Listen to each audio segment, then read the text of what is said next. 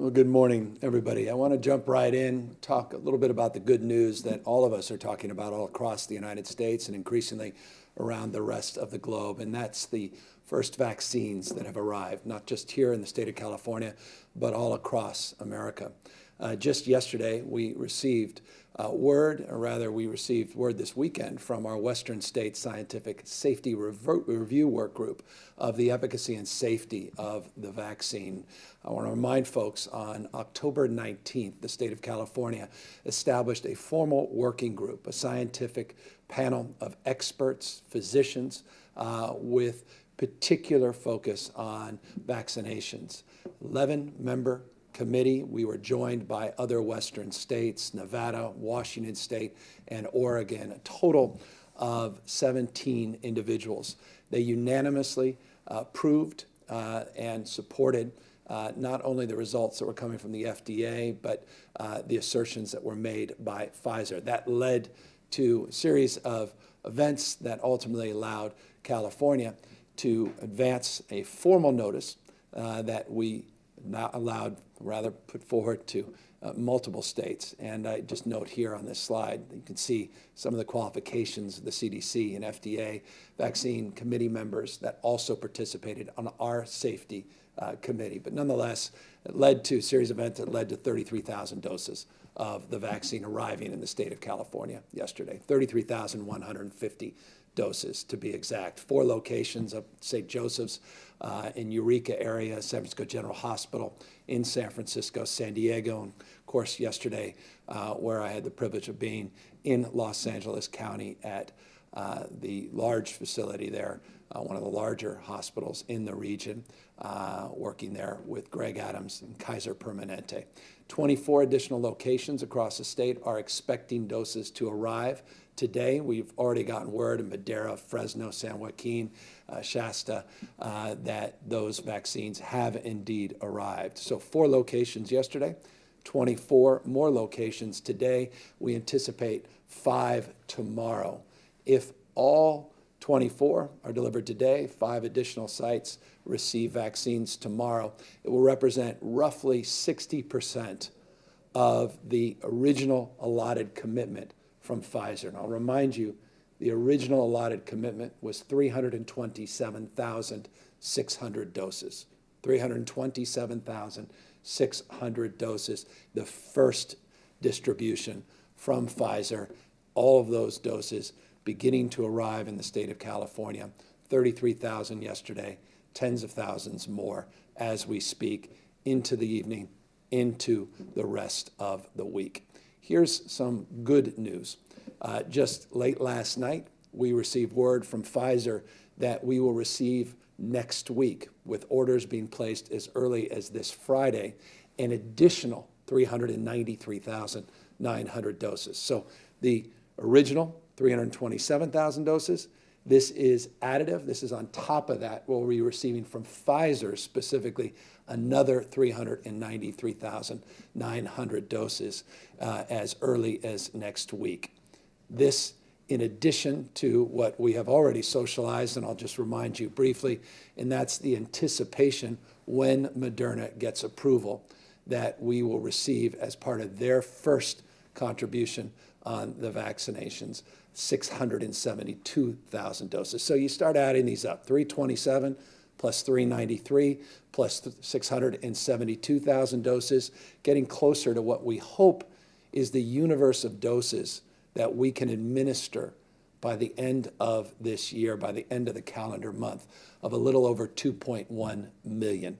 So that's an update specifically on where we are with the doses that we now have confirmed will be distributed once again Moderna gets the approval officially, and that could happen as early as this week as well, and those doses arriving next week. So it's starting to take shape, a bit of a flywheel, starts modestly, slowly, and we'll start to see these things build up. And that's why we started this Vaccinate All 58 campaign, recognizing that all Californians need to be included in this vaccination process and that we can't leave folks behind. We talk in terms of equity.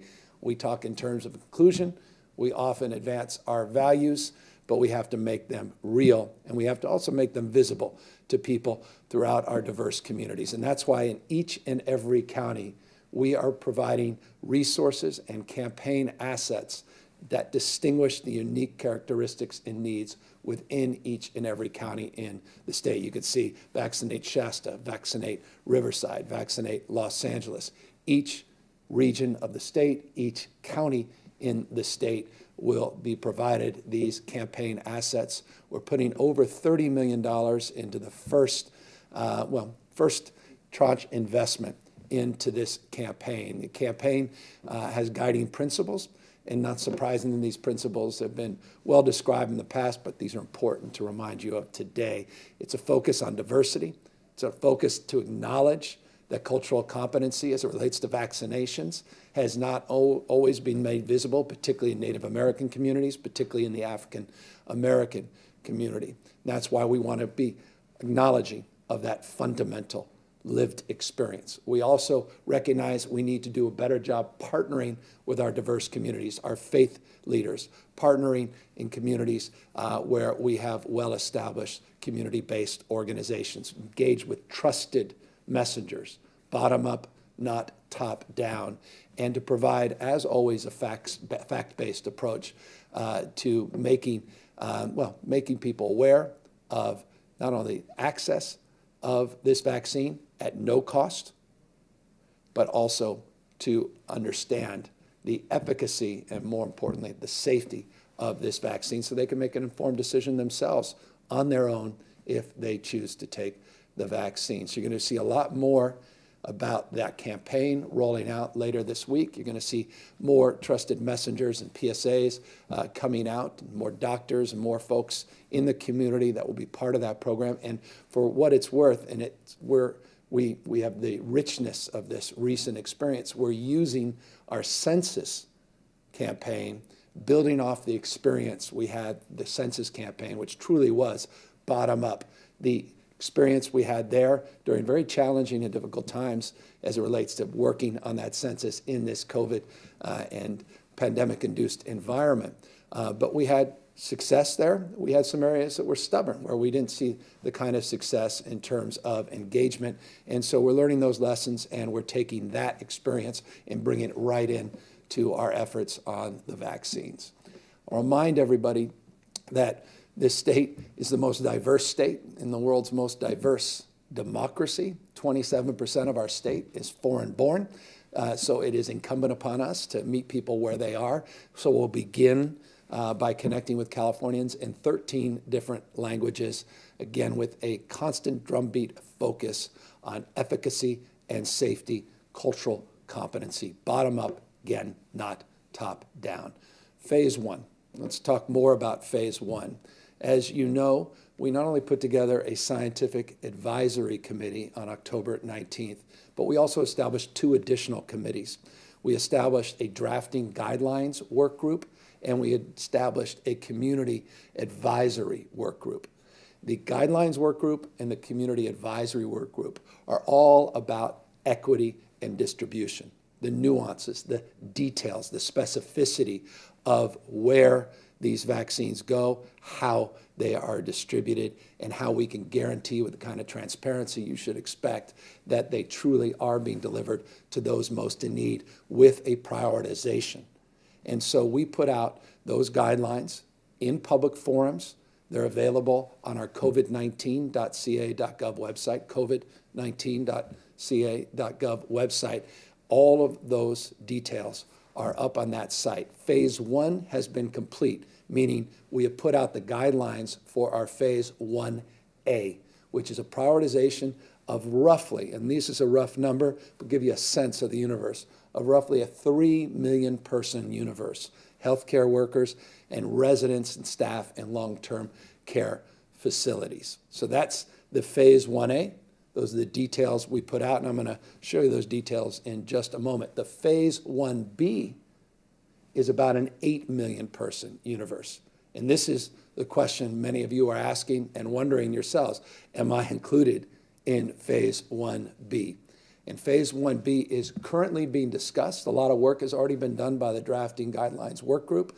We're now socializing that in a very public forum, and people can tune in tomorrow. I think it's at 3 o'clock tomorrow. You can go to the COVID-19 site to learn about how you can tune in, watch their deliberations live. The drafting work group will submit their recommendations in this phase 1B, and the Community Advisory Committee, 60 members, will adjudicate the veracity and the assertions and really make recommendations and determinations based upon these principles and the values that we've set forth of inclusion and equity. I encourage you to participate in that and engage and learn more about that by going to that website and learning when they are convening.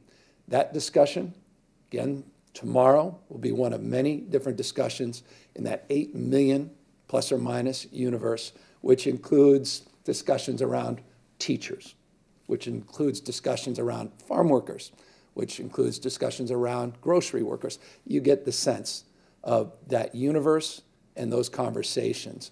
And so that's a broad strokes population, but remember there's subpopulations, and that's why we've created this tier status.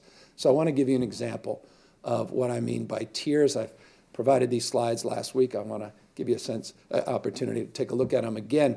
Again, they're on the website, but for the purposes of giving you a preview of subpopulations, sub-prioritizations, the phase that we're currently in with these Pfizer vaccines and the Moderna vaccines, this is tier 1 prioritization. You could see we were doing just this yesterday in those 4 facilities that received the vaccine: acute care, psychiatric, correctional facility hospitals. We talked about skilled nursing facilities in the next few weeks, and assisted living facilities where we'll start distributing the vaccine, paramedics, EMTs, dialysis centers, again, all part of that broader healthcare workforce, skilled nursing workforce, as well as residential force. Intermediate care facilities, home care workers, you get a sense here that tier 2 under phase 1A, tier 3, specialty clinics, lab workers, dental, oral health clinics, and the like, as well as pharmacy staff, which will be, by the way, foundational, particularly as we move into our assisted living facilities, our residential care facilities, our skilled nursing facilities. Pharmaceutical staff, pharmacy staff rather, will be critical in that endeavor as well. So you'll see something similar in our phase 1B. This will be the conversation they'll be having with their advisory committee, the drafting work group, tomorrow and in other public settings. And you get a sense of our commitment to nuance and specificity and make sure that equity, again, is truly delivered, not just as a platitude, not just as a platform, but it's manifested in real time. Speaking of manifesting, it goes without saying there is light at the end of the tunnel. This has been a very, optimistic 48 hours, meaning we're finally seeing the vaccine be utilized. We're finally seeing those we value the most, we've celebrated since the beginning of this pandemic, get that support, those emergency room docs and nurses, folks there on the front lines of this pandemic and have been from the beginning, that are wary, that have been worn out, worn thin, and now they're able to not only get the vaccine to help their own health, but also, as we heard yesterday, just the 5 individuals that I had a chance to meet, number of dialogue with yesterday, just down in Los Angeles County.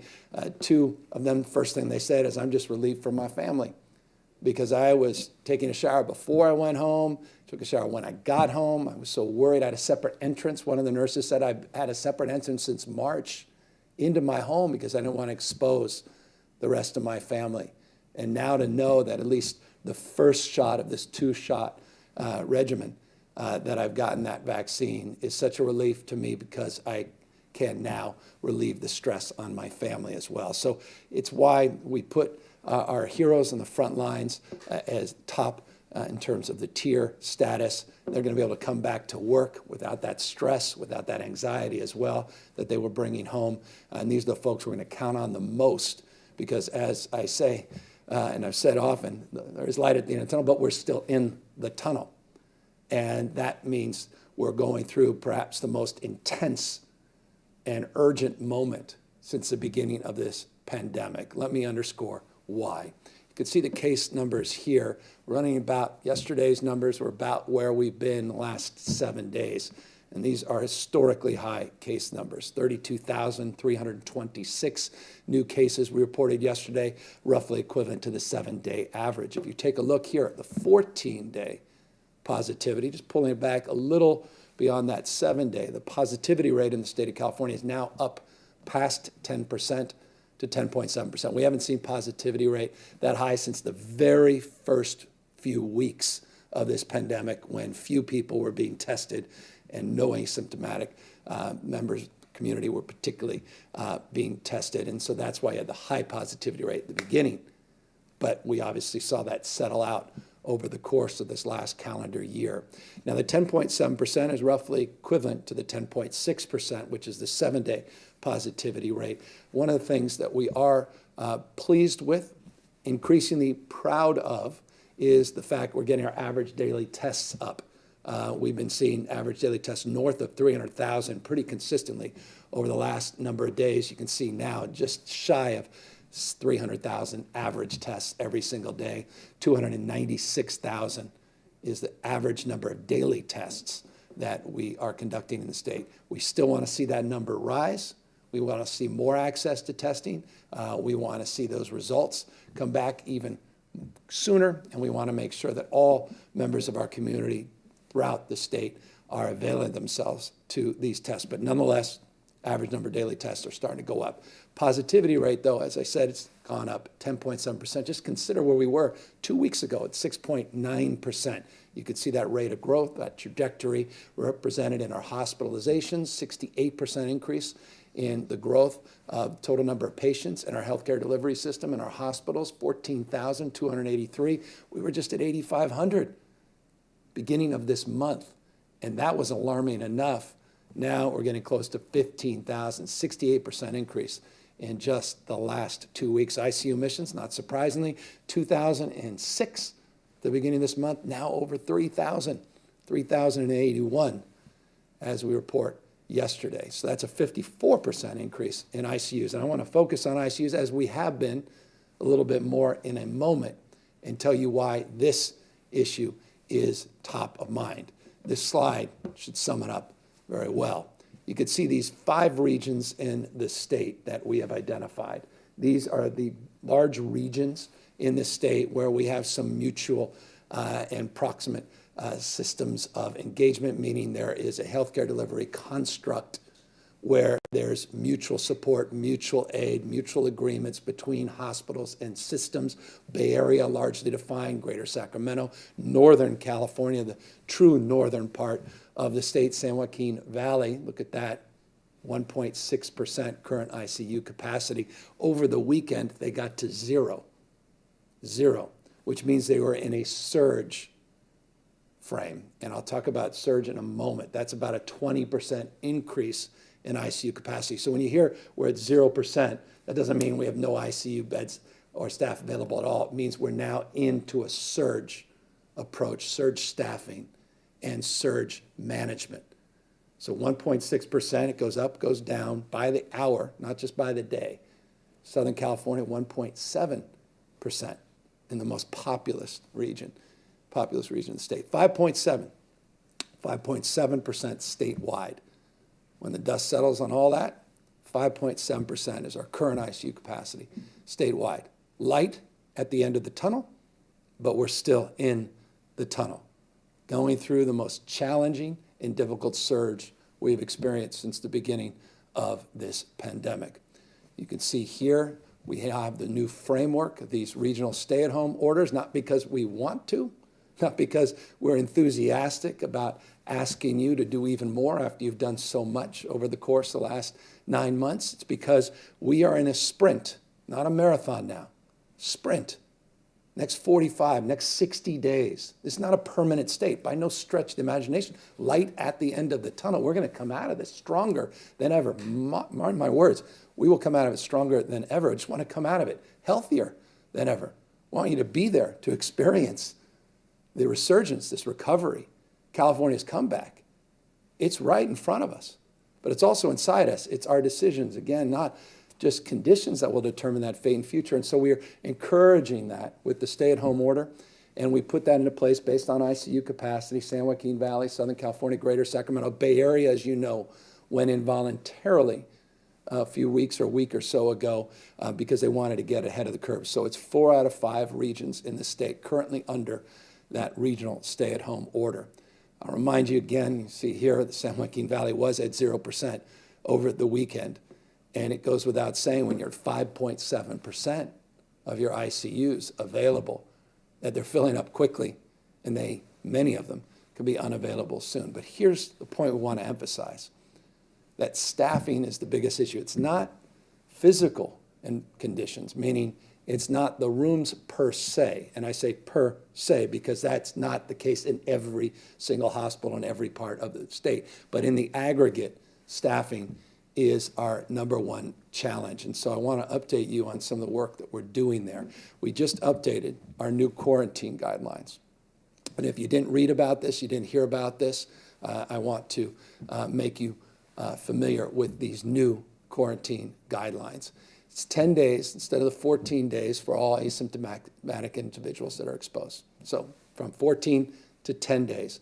But here's the critical point, and this is what connects the healthcare staffing dot, that during our critical staffing shortages, we now have looked to a 7, not a 10-day quarantine for healthcare workers and emergency response workers, social service workers that have been exposed, but as long as they test negative on day 5 or later. So there's a criteria based upon, again, health, safety, but also availability of critical care resources. And we continue, based on the guidelines we put out in this executive order, that all of us continue to do the important work of wearing masks and the physical distancing, self-monitoring of symptoms, all part and parcel of those quarantine guidelines, something I'm very familiar with after being 14 days in that similar construct. Here's what we also did last week. We, on Friday, announced that we're adjusting our nurse-to-patient ratios in the state, and I just want to thank all our partners. I know how difficult nurse staffing ratio issues are. I want to just express deep empathy, deep admiration for the collaborative spirit where we were working with our representative workforce and the California Nurses Association, others that were wonderful in terms of their understanding. It's a difficult time, that we need to be creative. We need to temporarily, very short-term, temporarily, look a little bit differently in terms of our staffing needs. ICU, step-down units, telemetry units, as well as our emergency medical services and our medical and surgical units. Here's what the staffing ratios fundamentally do. Go from 1.2 nurse to ICU patient ratio to nurse to ICU patient ratio 1.3 under these emergency regs we have put out. So just stretching resources, and again, empathy and respect to those human beings, these frontline healthcare workers, these nurses in particular that are just doing heroic work every single day, asking yet again for a little bit more during these very challenging next few weeks, month and a half. As it relates to staffing as well, we're looking more broadly at looking to be creative and flexible with our existing workforce. We're looking at getting additional staff contracted through agencies. 507 staff now have been deployed to 54 facilities in 20 counties. These are recent staff enhancements. 130 under a CalMet individuals, CalMet program. I mentioned the contract staff. You can see 300 of the 507. CalGuard, someone asked me today, what about the California National Guard? Well, we've included in our staff deployment those critical workers with unique expertise. In the CalGuard, 49 individuals. And then our Health Corps team, we have another cohort of Health Corps members that are also part of our recently deployed staff. I'm going to talk a little bit more about Health Corps in a moment. We're asking as well for support from the federal government. We've received it through FEMA for 80 EMS personnel. That's 40 paramedics, 40 EMT. We have our DMAT, the disaster management. You're familiar with this, DMAT teams from the beginning of this pandemic, also wildfires and the like. We have 35 folks that are currently supporting 2 hospitals think it's El Centro and Pioneer Hospital down near the border. They've already been sent and deployed down there, Imperial County primarily. We also have a request, this is a request in for the Department of Defense for medical personnel. We're asking for 10 teams of 200 personnel. So we've been supported through DMAT, the FEMA requests. We have this outstanding request at the Department of Defense as well to help. I mentioned Health Corps a moment ago. I want to mention it again. We have to date almost 3,000 shifts that have been covered, 143 facilities, primarily focused on skilled nursing facilities, our CalVet program. And you see Sleep Train up there. I'm going to talk more about Sleep Train in a moment. These are alternative care facilities that we're beginning to open up and put on, as we referred in the past, I'll refer to in a moment again, our warm status. I'll remind people, if you've just recently retired, if your license is expired, or you have a unique expertise and you want to offer it to the state of California, you're a professional, we want to help support you getting back on track. And if you live in a region that's primarily underserved, that would be significant to get your expertise and your support, to go to the COVID-19.ca.gov website, COVID-19.ca.gov website, and avail us of the information, your expertise, your experience, your licenses, and what you are willing to offer. We'll provide supports in terms of hotel rooms and transportation, and try to waive as many of the fees and related costs associated with getting you back into the workforce on a temporary basis to help us through this very difficult time. So encourage folks that know of folks that have recently retired or may be interested in really stepping up in the next 60 or so days to go to that COVID-19 website. Hundreds have, thousands, tens of thousands have, hundreds already doing shifts, working in critical facilities, truly saving lives. And we're grateful, deeply grateful and humbled by that as well. As it relates to those alternative care sites, just briefly and quickly go through the rest of these remaining slides. And we're here, of course, to answer any questions with Dr. Galley. Here's where we are currently for non-ICU patients. I want to remind folks, these alternative care facilities are not ICU facilities, but we have the Imperial Valley College that's open, just 30 beds for the moment. Sleep Train, I mentioned a moment ago, we have 20 beds that are, quote unquote, operationalized, 200 additional beds that are in this warm status. Later this week, you'll see the Fairview Development Center opens up on the 17th, just 10 beds to start. Porterville, 10 beds, which recently just became operationalized. So you can see the 4 sites that are moving now. Lights are on, staffing up. As it relates to those additional sites, there's a total of 11. Here's the status on 6 that are in the warm status all across the state: Riverside, Contra Costa. You can see Fresno, San Diego, and of course San Francisco. The number of available beds, we're starting again just to get things, situationally moved around and preparing if indeed we need to utilize these alternative care facilities for non-ICU patients. We have as well, and this is a very sober part of the presentation, I have a PSA I want to share with you at the end, but I want to focus on the issue of how deadly this disease is. It's an interesting time. We want to be optimistic. We want to share good news, and I hope we're doing that with the vaccinations, the additional 393,000 that Kaiser's moving in. So this thing's really starting to go, how we're more and more confident we get to 2+ million of you in the next number of weeks vaccinated. But let's deal with some sober realities. We lost 142 people in the last 24 hours to this virus. At least our reporting is 142 lives were lost to this deadly disease. Again, I want to remind folks, it's not the flu. This is not something to be trifle with. This is a deadly disease, a deadly pandemic, and we're in the middle of it right now. We're near the end, but we're in the middle of the most acute peak as it relates to what we refer to as the third wave. Third, and what we hope is the final wave of this disease. But we're in the middle of that peak, and you're seeing that reflected in the numbers. And so we have activated, and I've pledged to you that the conversations I'm having with my wife, my family, that I'm going to make them public to you. And I was having these conversations about some of the work we're doing on mutual aid for morgues and working with coroners just a couple of days ago. And some hesitated to want to share that publicly, but I think I have an obligation to share with you publicly what we are doing on this issue. Here's the numbers. 163 people we've lost on an average every single day. 142 yesterday, 163 on average over the last 7 days. Compare the 7-day average 1 month ago, 41. Think about if we continue down the path we're on, what that January 14th number may look like if we do not do what we need to do, which is not just avail ourselves when we can to the vaccine, but to continue to wear these face coverings and to minimize mixing to the extent possible because of what's occurred in the last 30 days in particular. But we have to be mindful of how deadly this disease, this pandemic is.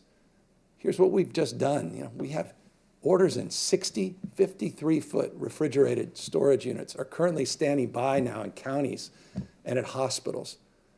We just had to order 5,000 additional body bags they just purchased for the state, and we just distribute them down to San Diego, Los Angeles, and counties. That should be sobering. I don't say that, I don't want people to run with that. I don't want people to scare folks. But this is a deadly disease, and we need to be mindful of where we are in this current journey together to the vaccine. We are not at the finish line yet. So please, please, please be mindful. And forgive me, this is a very emotional PSA, but we're trying to raise awareness so others are mindful of the stakes. And I hope you'll take a look at this PSA we're putting up.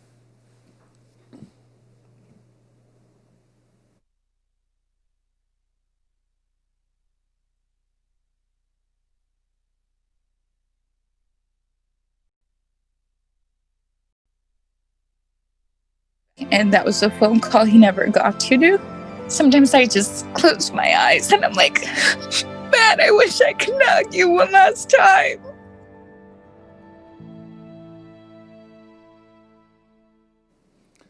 My dad.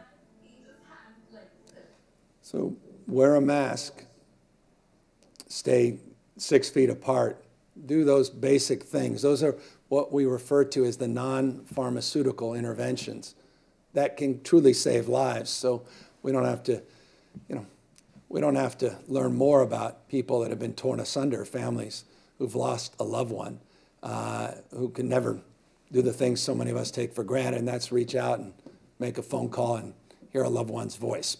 So this is sober. This is the reality. This is the world we're currently living in. This is what we're doing, everything in our power to mitigate.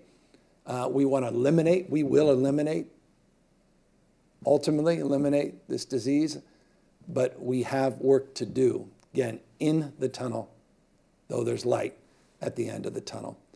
In order as well to help with that, I want to bring back a slide I had last week. Last Thursday, we announced California Notify. This is, again, all about tools in the toolkit. This is just another tool in the toolkit. None of this is absolute, none of this is just additive. These are just ability to use technology we're all familiar with, our smartphones. Some of you have the Android platform, Google, some of you have the iPhone platform, and both Google and Apple have joined forces with the state of California, a program called California Notify.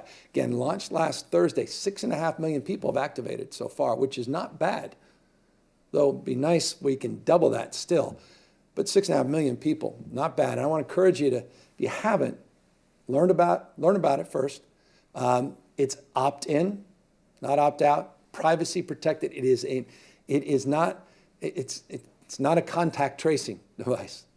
It's Bluetooth, and it uses these anonymous keys. I can get into all the technical points, and I know we have a lot of trust building to do on that point, but I encourage you to learn about those things. And 6.5 million people have already availed themselves. Apple iPhone, you just go into the settings, you scroll down to the exposure notifications, You can do it right now as you're watching, listening. It's very easy to do. It's literally 2 or 3 prompts, and you've got it up and running. You can go to Google, the Android platform, you just go to Google Play, and you can download the app and learn more about what it is and what it isn't. But I encourage you to take advantage of this tool, as again, over 6 million Californians have just in the last few days. So look, it's been an enlivening few days in the context of the vaccines arriving.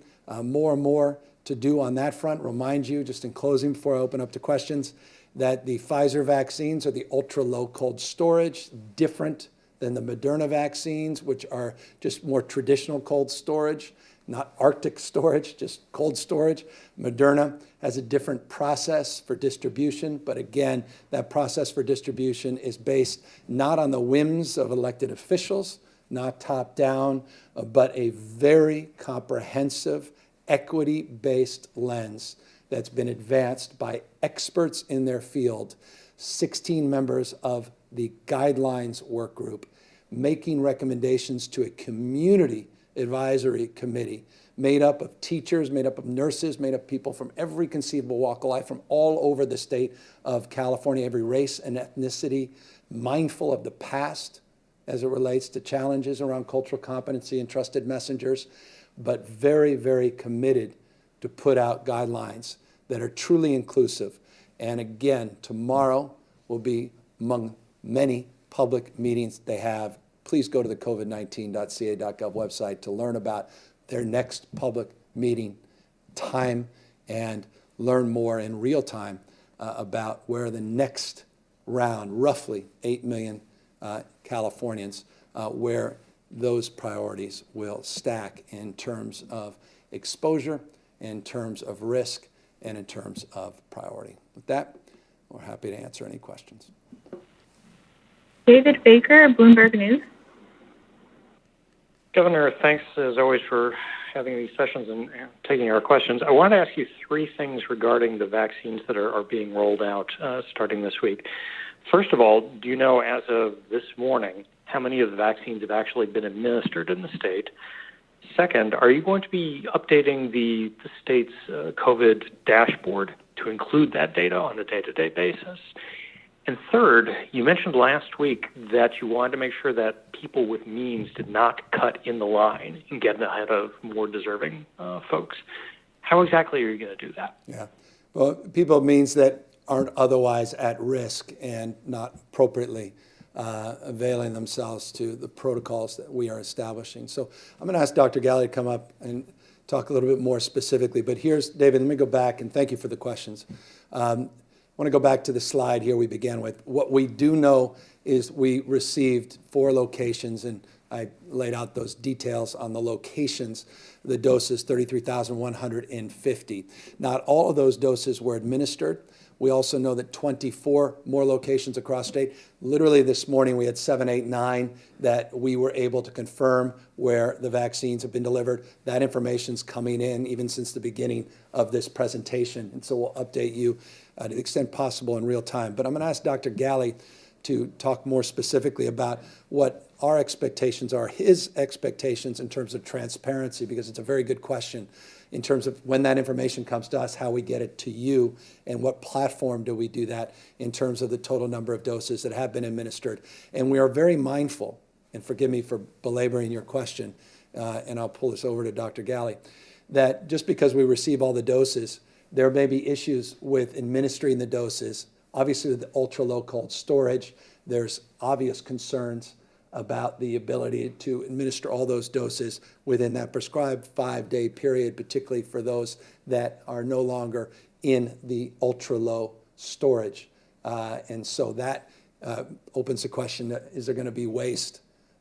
Is there enough doses that were, without getting into the details, I was just thinking yesterday, one of the doctors said, I actually think I can get an extra half a dose in each one of these vials, a little bit more than they thought. So is there waste or there actually abundance? There's going to be all kinds of things that come forth, is my point, as it relates to distribution of the vaccine in real time. And so how we put all that up, how we make it available to you, Dr. Galley hopefully we'll have some greater insight in just a second.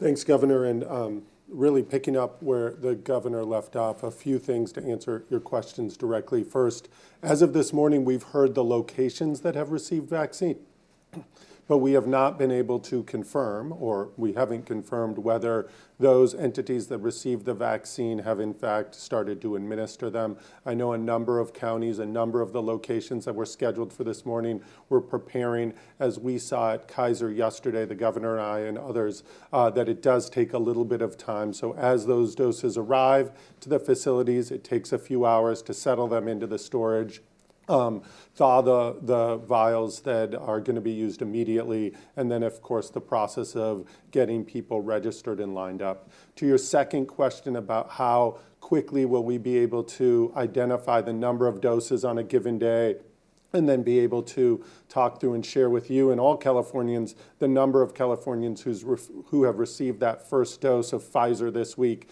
moving forward Pfizer and Moderna starting hopefully next week, depending on the FDA process, shipment, everything that we saw with the Pfizer vaccine. So we'll be getting that information hopefully as soon as tonight and the next couple of days, and then being able to provide that in real time on our COVID website.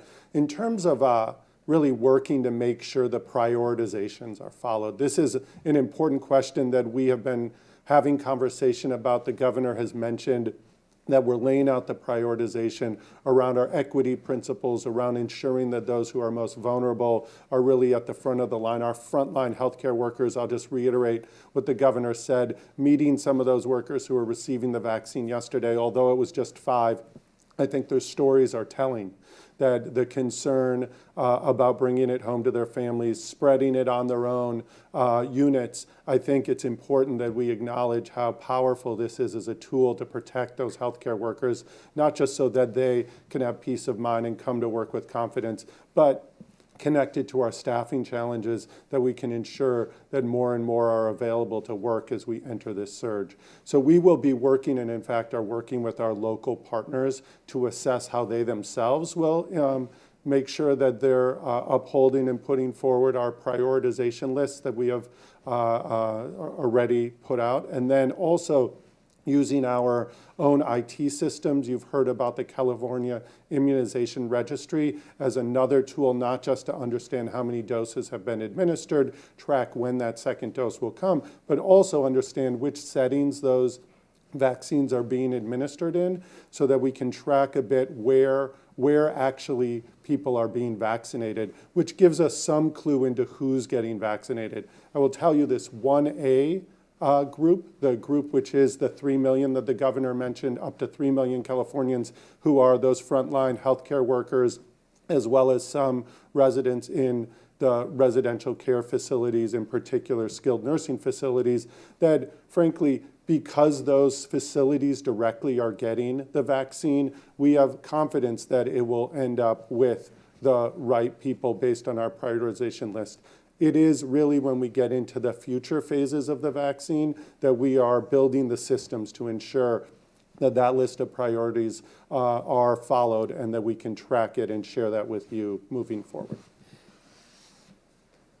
But, Dr. Galley's right. This care system, it's the immunization registry. We're also building on top of it additional IT implementation around what we refer to as CalVax, which will provide us more information, not just the end-to-end information and the components where we're well-established components with vaccinations. Remember, we do about 19 million flu shots over probably a 90-day period, at least the bulk of it on an annual basis, millions and millions of other routine vaccinations each and every year. There's a registry, it's well-established, that connects our federal partners with our state partners with local partners. We're adding on top of that some reservation components and some other bells and whistles, the CalVax component that is, as Dr. Galley said, part of the next phase, phase 1B, and into subsequent phases where this vaccine will be more readily available and more prone to people prioritizing in ways that were not intended, and that's where we'll be most vigilant and prepared to be in terms of making sure that we hold folks to, their Hippocratic oath and higher level of accountability. Brittany Johnson, KCRA. Hi, this is Brittany with KCRA. Thank you for taking my question today. Earlier, Governor, you talked about a messaging campaign to reach communities of color hit hard by COVID-19, but many people will still be hesitant to take the COVID-19 vaccine due to valid and deep-rooted mistrust in the medical system. So bottom line here, what if people, especially in these hard-hit communities, simply don't trust the vaccine and choose not to get vaccinated? What impact could this have on California's fight against the COVID-19 pandemic? Yeah, look, I appreciate the question, and it allows me just to reinforce fundamental, and you see it described here in our Vaccinate All guiding principles. One has to acknowledge that past, not just in the Black community, but also the Native American community, and that lived experience that's been passed down, in some cases generationally, that mistrust as it relates to vaccinations, which is deeply understandable. And so we have a lot of work to do to overcome that. And so one is just acknowledging it, thank you. Number two is really building partnerships. And partnerships are peer-to-peer. Partnership is around having trusted community leaders engage in conversations in a different way than we ever could from Sacramento, selling those conversations down. So it's really about bottom-up, non-governmental organizations, trusted messengers, faith leaders, which are going to be foundational in terms of carrying this message.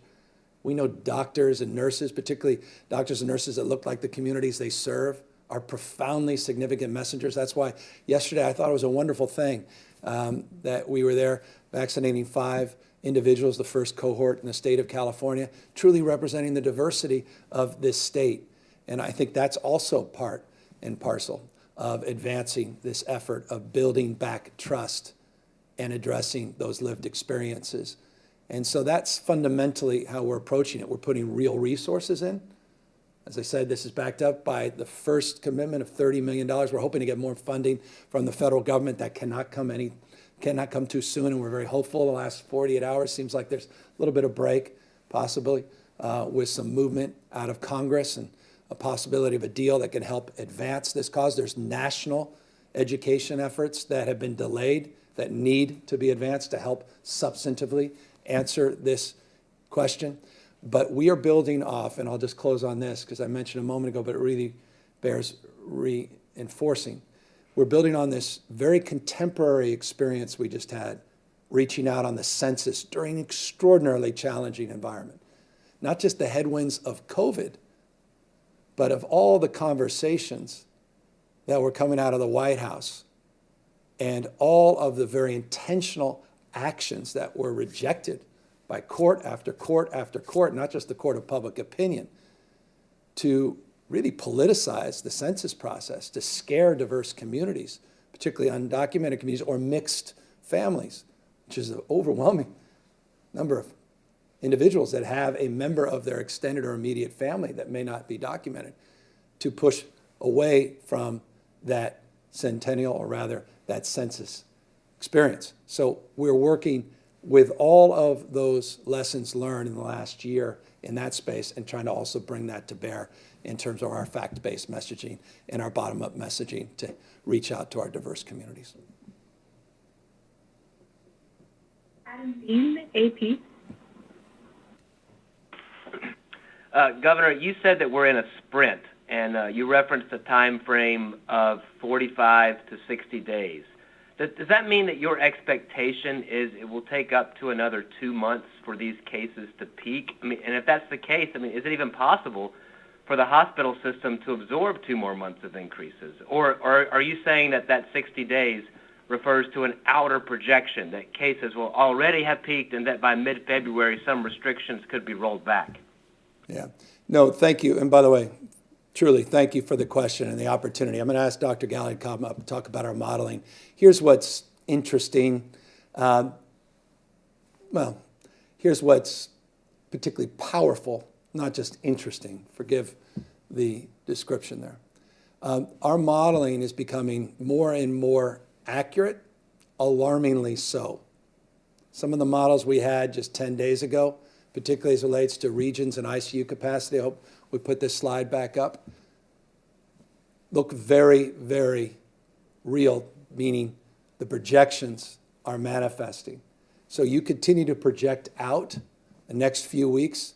We're in that surge capacity in the ICUs, almost in every part of the state. In the aggregate, we'll get there very soon. But in each and every part of the state, it's different in Northern California, perhaps in greater Sacramento area, and certainly San Joaquin Valley that already reached that over the weekend. Hospitals, staffing is our principal issue, and that's why we're being very aggressive, and that's why I showed you updated for the second time in 5 days some of those staffing efforts. And that can ameliorate a lot of the stress. The alternative care sites also can ameliorate some of the stress in terms of decompressing our hospital system and getting non-acute patients out of that system, availing more space and more opportunities of support within the existing hospital care system. So with that, that's broad strokes frame. I want to ask Dr. Galley to talk about, why we're talking in terms of 45, 60 days in particular, and working our way through scenarios, particularly in the middle of January.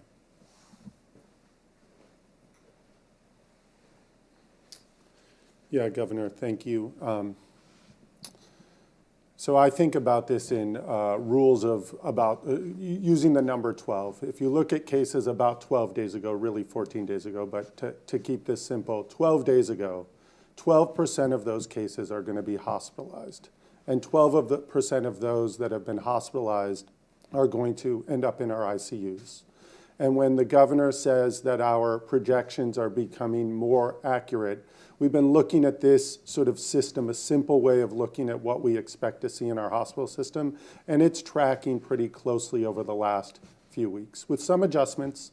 But with that in mind, if you look at where we were 2 weeks ago with cases more in the range of 15,000 per day on average, and you look at where we are now, creeping towards and even above 30,000 cases per day, that should tell you that in the next couple of weeks, what our hospitals will be facing, the amount of people knocking on the front door with COVID to the emergency departments that need an inpatient hospital bed, that might need that ICU bed, are going to increase. So even though we talk about today ICU capacity being, concerning 5% or so statewide, you see these numbers of where the different regions are, what we are really preparing for is 2 weeks from now. Now, what turns the tide on that story? It is us following the regional stay-at-home orders, making the decision not just to be concerned about our own, whether we're infected by COVID, but really what the impact is with our family members. I'll remind you that some of our oldest Californians, they make up over 60 years of age, make up just under 14% of our total cases since the beginning, yet make up 80% of our deaths. So this idea that we have an opportunity through our actions in the next many days, starting today, I hope, to make a decision to stay at home as much as we can, to wear our mask as much as we can when we're not with others that we're not used to being around, making decisions about deferring some of our plans, whether they're travel plans or even for my own kids talking about, even though there might be some conditioning exercises outside with the sports teams that they love, to decide not to make that decision, to really stay home, to protect their grandma, their other family members, and we each have that decision. So yeah, 45 to 60 days, we anticipate that it's going to be around that amount of time if we make some decisions today before our hospital system really sees the kind of relief in returning to something that is manageable and more normal. That is accurate, but I think the decision starts today for some of us. I really want to commend people who have been making this decision all along, but those who might consider how can they sort of lend a hand, pick up an oar, today, I would say that here's an opportunity to make some decisions, especially as we move into the holiday season, where the tendency and excitement to gather and come together in a way that we think, oh, I can just do it once, or it's no big deal, they're people that I know and trust. The fact that 40% of people who are infected might be asymptomatic says a lot about just our lack of being able to understand whether those who we're gathering with are going to be able to transmit the disease to us or a loved one who might be more vulnerable, who might have an underlying condition. So yeah, 45 to 60 days is an important marker, but I think it really is the message of starting now, doing as much as we can with our own personal behaviors to contribute to what could be a real transformation, a real reduction in cases in just a few weeks. Remember, we chose 3 weeks as the minimum period for the regional stay-at-home order because we believe that's the amount of time needed to see some of these actions manifest in the case numbers. And so we're watching that very closely. Thank you. Without belaboring this any further, I think the point that Dr. Galley was just making is the critical point. Even if we start seeing the case numbers go down, you have the residual, which is the impact on the hospitals and the ICUs. And that's that long tail or medium-term tail that we're concerned about in terms of our planning, in terms of our capacity, and in terms of our staffing. And so, again, just want folks to know, be vigilant this moment. I know there's a sense of relief that the vaccines, and that's all we're seeing, 24/7 vaccinations. We just don't want folks to say, hey, honey, we're great. This thing, we got vaccinations, I'm good. I'm going back. And going back into an environment that could put that person, loved one, at higher risk. And so this is the call. It's sober, but it's also optimistic. Light at the end of the tunnel, still in the tunnel. Alex Michelson, Fox 11. To that point a little bit, congratulations on the vaccine. Clearly there's a lot of reason for hope, but you do talk about these rising case numbers. Despite all of that, clearly there are still people that aren't wearing the mask, that are defying the orders, that aren't listening. How do you get them to listen? I know you released a new PSA today, but why do you think those people aren't listening to the message, and what maybe can change so that they do? I think the vast majority of people are listening to it. I'm incredibly proud of this state. I was talking to a very close friend of mine, lives in Fresno, and he was just commenting not only in the Fresno City Council that passed a resolution highlighting and encouraging more compliance and expressing concern about their case rates, but there was a recognition in the community, he was just saying, just with folks he comes into contact with, where this seemed to be about somebody else or about them. All of a sudden now, increasingly, someone knows somebody, someone cares about somebody that actually got really sick, that didn't just get tested positive, that may end up in the hospital, God forbid in the ICU, may have even lost their lives. So I think as this continues to impact more and more people in more and more parts of the state, that back to this frame, lived experience, having it become now personal, it's not intellectual, it's not a political issue, it's not about whether I was with this person or that person on the November election, it's whether or not I actually care about this person or that person because of their personal experience with this deadly pandemic. But yes, I think it is important to remind people, and I appreciate your recognition of what we're trying to communicate with that PSA, of again how deadly this disease is and how people are not home this Christmas, even in the immediate household, with a loved one because they've lost their lives to this disease. And so we're going to continue to raise those alarm bells, not to make people feel badly, not to make people feel guilty, not to shame anybody, but to impress upon folks where we are in the midst of this third wave. Patrick Healy, NBC4. Good morning, Governor and Dr. Galley. If you could elaborate a little bit on the projections for ICU capacity, the dramatic drawdown we've seen the past 10 days since you announced the regional plan. Southern California, for example, has lost 20% of its ICU capacity. The projection would seem to indicate that within 2 weeks, the staffing augmentations you discussed will not be adequate to keep up. What happens in 2 weeks? Are we in a place where we have to begin triaging who gets ICU care? Thank you. It's a very thoughtful question, and I appreciate it. Look, I'll bring back this slide just briefly as it relates to the current capacity, which really underscores your point. Look where Southern California is currently with their current ICU capacity. Again, this number changes on the hour, not just by the day. So this is a snapshot where we were late last night, 1.7%. Now, every minute of every day, we are working, so are the local health officers and city leaders, to augment capacity, to find staffing. That's done within the systems themselves, health plans themselves. It's done with state support as well. I just highlighted on these slides coming up the work that we're doing to provide additional staff, but this is not all we're doing. And so I think the sophistication of your question is a presumption that, all right, even with everything you see on this slide, that we will drive past that. You're correct.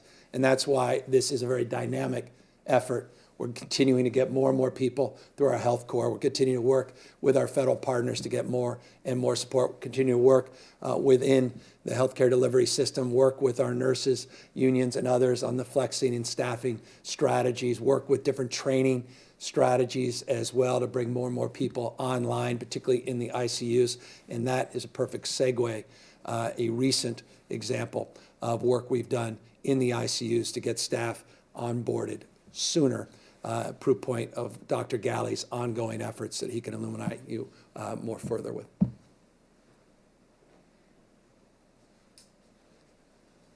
Thanks again, Governor. And yes, 2 weeks from now, we are concerned about what our ability to provide the same level of high quality care will be. But rest assured, our hospitals have been planning for quite some time. Our partnership with our local counties, our EMS agencies across the state itself, all that Cal OES does, and government operations here, another agency. They all have been working around the clock really to anticipate what can we do when we are now at that surge level of care. And so we, of course, want to do all we can to avoid getting there, to make it as short a period as possible once we do get there by doing all of the things that we've just talked about with the regional stay-at-home order, following all of the things we've been talking to you for many, many weeks, but anticipating really some challenges in the next 2 weeks, bringing on additional staff. That's goal number one. We are not as concerned as running out of space and supplies. Vents, as the governor has discussed previously, we have plenty of ventilators. We've moved them around to different parts of the state to make sure no area goes without them. Working to make sure supplies of everything from oxygen to beds are available, but that's not what we're concerned about. It is the staff. So working through different approaches to providing staffing. You've heard about and you've seen on the slides a number of requests, both federally and within the state, to bring on people who maybe just retired or just left a certain type of practice, asking them to come back, lend a hand, figuring out some virtual opportunities for those individuals to provide support. We have a new tele-ICU project that the state is sponsoring, but frankly, other big systems have been doing this for quite some time to make sure that we augment and do all that we can. The healthcare delivery system is well known for being able to step up, for coming up with some innovative approaches at the time to make sure that we can provide as high quality care as possible given the volume of patients. But still, our first go-to strategy is to try to keep the number of patients coming as low as possible, not to discourage anyone who needs care to come. They should come if you need care. You should call your providers. You should check in and determine if you're sick enough to be able to come. But making sure that you're getting tested and all of that clinical care before you need hospitalization is key. But when you do, to come, and the hospitals will do all they can to provide that care. To your question about sort of this idea of rationing care, we have worked over the past many months with a number of our hospitals, our stakeholder groups, many Californians, to talk about what are called crisis care guidelines. Of course, they are considered at different times. There isn't a facility in California that has implemented those because we've been able to step up and provide care.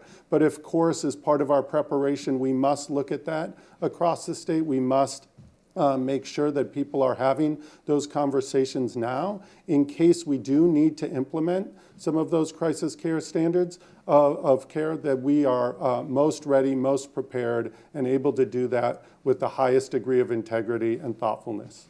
Thanks.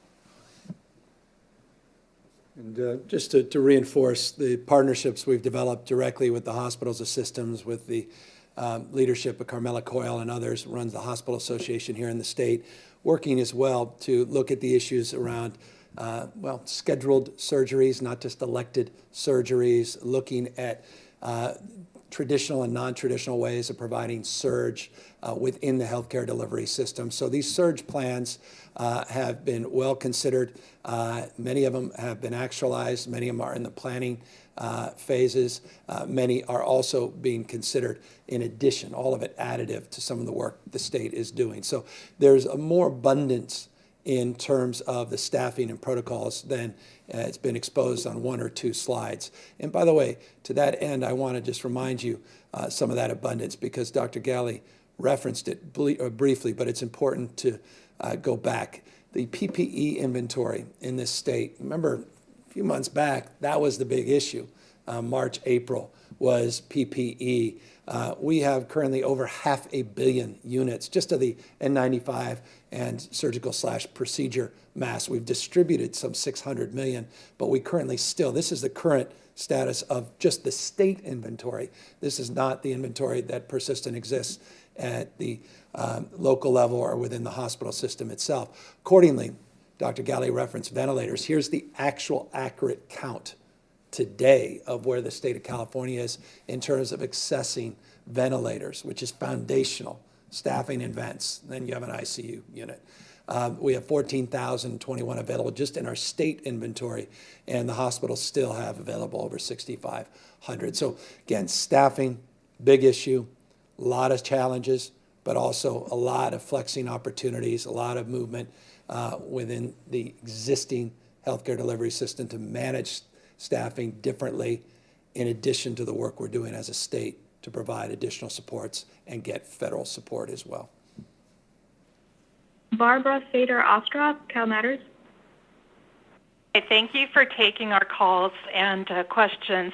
My question is about counties. I understand that counties have some flexibility in how they prioritize groups for the vaccine. What I'm wondering is how much flexibility do you support, and would the state step in if Orange County, for example, decided to vaccinate Disneyland workers before teachers? Thank you. Well, it's a very interesting question, specifically as you pose it in that light. Look, I'll answer and then ask Dr. Galley to more granularly respond. But the bottom line is the state sets the tone, the state sets the tenor, the state lays out the prioritization for the distribution of the vaccines. We do allow within the partnerships that are well established as it relates to providers, clinics, hospitals, and the like, discretion within those within that frame and within those guidelines. As it relates to the specific example, the Orange County example, that would be phase 1B, at least teachers, and that is a discussion that we are having this week in more specific detail.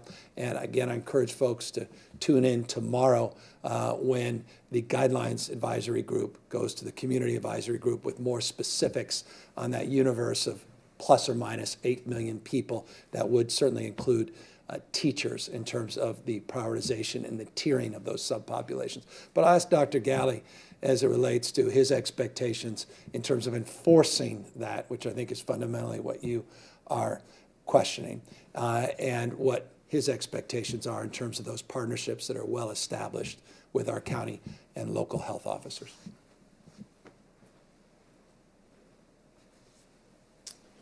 Yeah, again, thank you for the question. And as the governor just shared, this week, tomorrow, in fact, the drafting guidelines work group will be coming together with our community vaccine advisory group and discussing exactly this, what we call 1B, that first set of what some people call essential, others critical infrastructure workers, and determining how we will roll out the vaccine to that group coming up.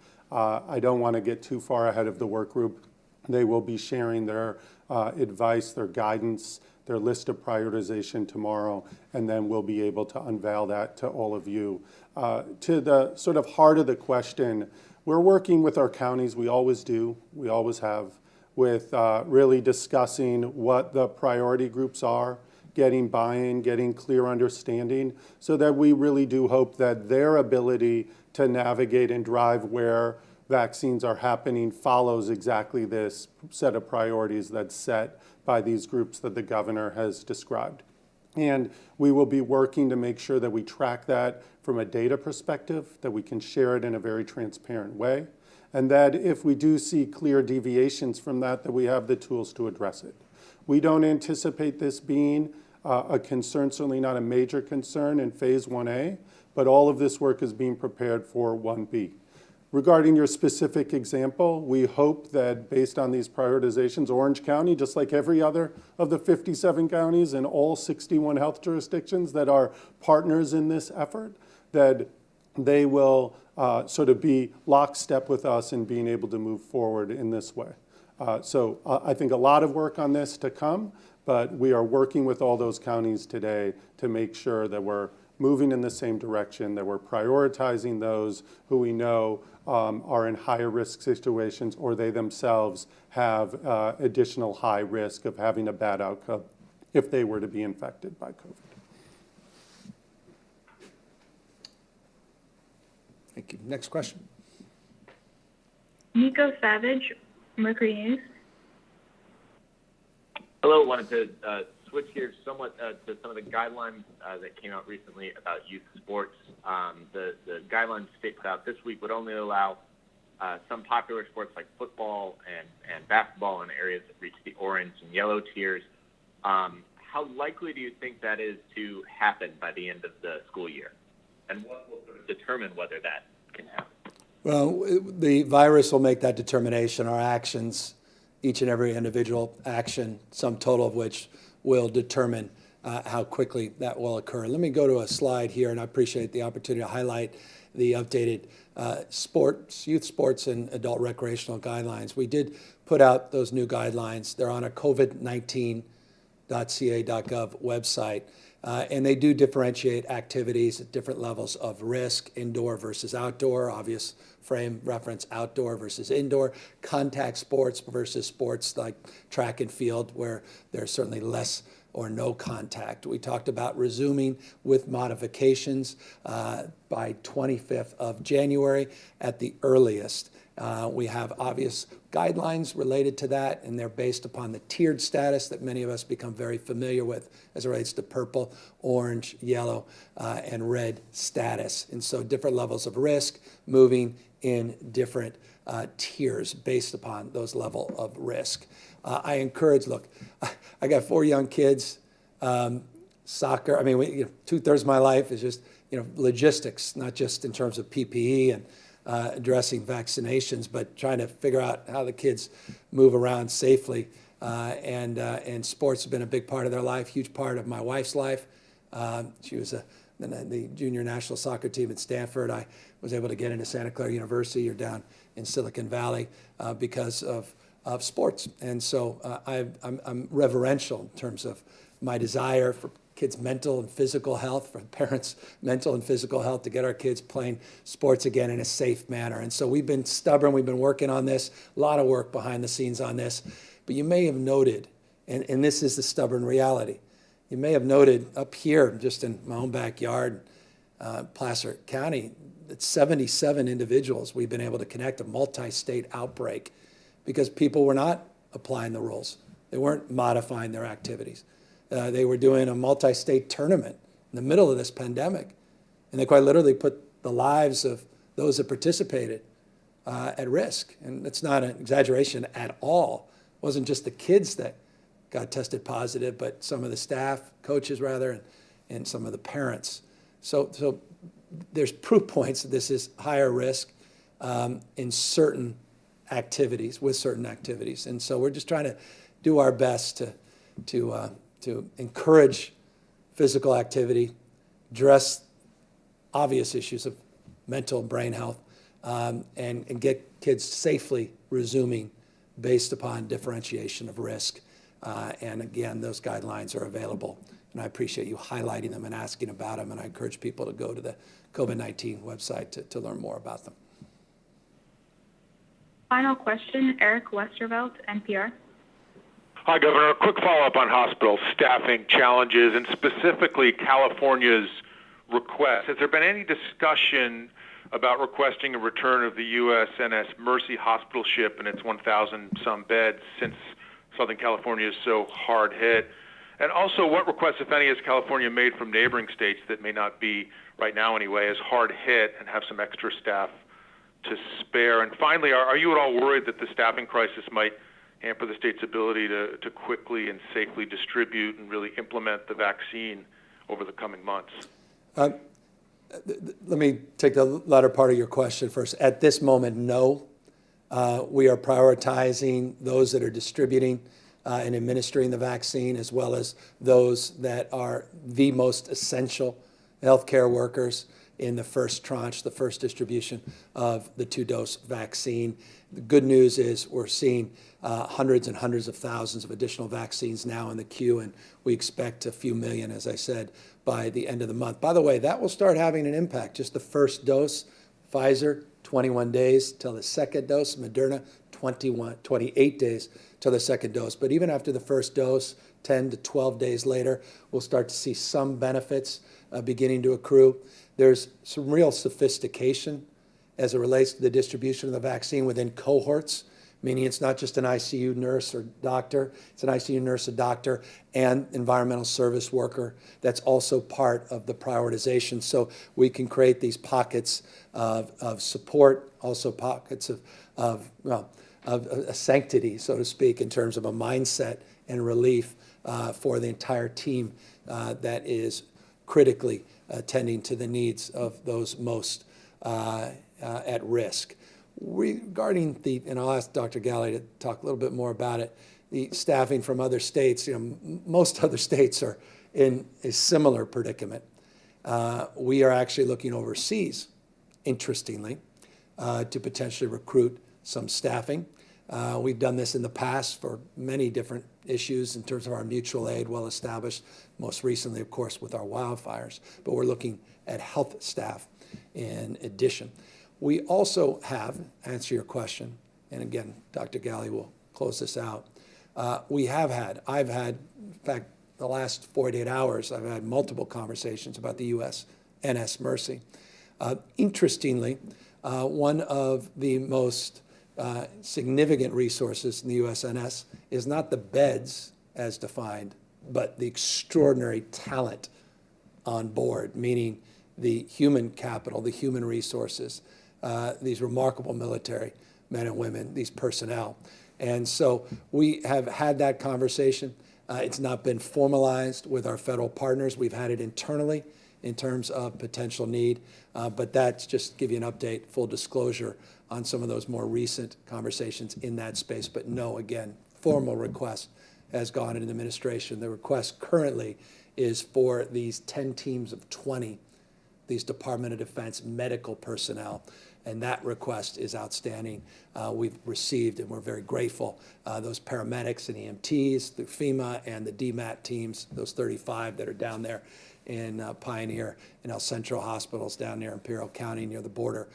So that's been encouraging. Again, the partnerships continue to be very, very positive. But let me now ask Dr. Galley to sort of fill in the blanks and close this all out.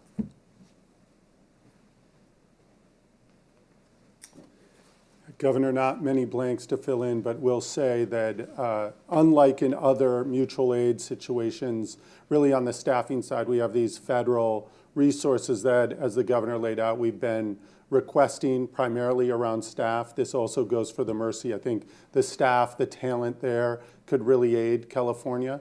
So of course that is another potential resource. But then much of healthcare depends on these registry companies, traveling nurses that usually are available this time of year for California, and we're able to fulfill each hospital doing it independently, state not needing as often to step in and help there, to identify staff to come help in the hospitals. But those registries are being used throughout the nation. We're only getting a small percentage, usually get to close to 100% of our requests. We're lucky to get 2/3 at the moment. So that underscores that each of the states around us is having their own set of challenges.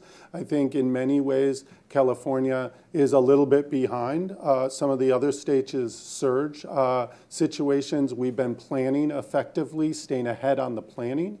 So we can anticipate in the next few weeks the real need for these additional staff. So all of that is definitely in the works. But again, a chance to say that the way we really keep this from swelling to the point where we have to make some hard decisions on who might receive care, making sure, and I just want to say another big shout out to all of our nurses on the front line. They are working day in and day out to really keep our families safe while they try to keep themselves safe and their own families, trying to provide the best care that they possibly can in so many hard situations. And the way that we support them with our own actions is to do the things that we know can reduce transmission. It doesn't happen overnight just because a community decides to really step up together. It's still going to be a little time before we see those case numbers come down, but they certainly will. And that is, I think, going to be our best way to support the staffing issues that have been so primary in today's conversation, but really over the last couple of weeks. Thanks again, everybody, for your attention. We'll continue to update you on a consistent basis over the next days and weeks. And just remind everybody we're in a sprint, no longer a marathon. There is light at the end of the tunnel. We're still in the tunnel. We'll get through this. We just need your indulgence the next few weeks to do what we can to eliminate, to the extent possible, this virus till we get this, well, at least the transmissions of this virus, until we get those vaccines. And good news on the vaccine front, and I hope you'll tune in as news is being made to the community advisory process, 60-member community advisory process. Tomorrow at 3 o'clock, they'll be meeting. Go to the covid19.ca.gov website, learn more about what their priorities will look like before they're even made formal through a presentation like this. Take care, everybody. Thank you.